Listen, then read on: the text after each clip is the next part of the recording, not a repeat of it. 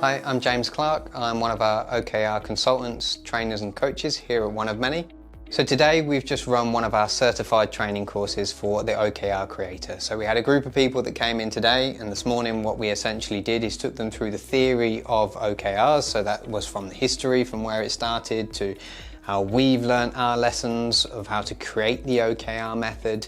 And then we did an OKR simulation where we gave the groups an imaginary client with two different scenarios, one with some data, one without some data. That basically gave them an opportunity to practice crafting OKRs, come back to the group, tell them how they found it, and essentially practice what we've taught them throughout the whole of the day.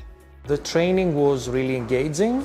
I particularly enjoyed that it had a lot of practical tips. I had some experience, but basically because it was from online resources and tried to apply to my company straight away, naturally there were some gaps. For example, when activities tend to sneak in your key results, I have to say after today it's a lot more clear.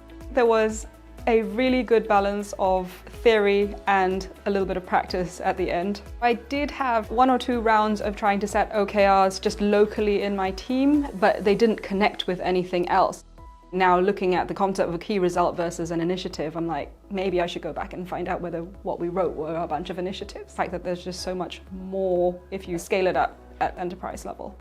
I kind of worked with organizations trying to do OKRs, but I've seen them doing it not the right way. It usually comes from the lack of understanding of A, where they come from, B, what they are actually meant to be, and what are the outcomes that they're trying to provide. Most of the session was actually the participants asking questions. It didn't feel like we're being talked at. Every conversation that I had were of people really interested in learning and with various amounts of experience. Meeting various people with the breaks during lunchtime was valuable from their kind of networking perspective, so definitely it was kind of enjoyable experience.